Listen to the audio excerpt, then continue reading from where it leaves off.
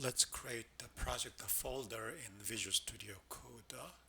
So let me open the folder, and then if you are using Windows, right click on this empty area to create a new folder.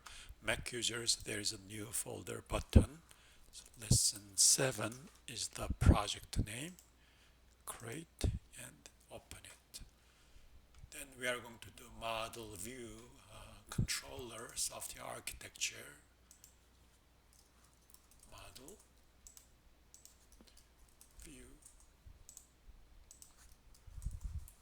controller there. Then on the top of the project folder, we are going to have a main program.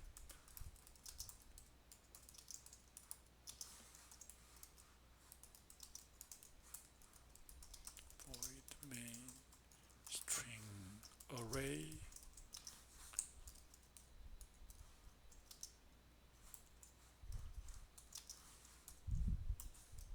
There, so we are ready to create the project.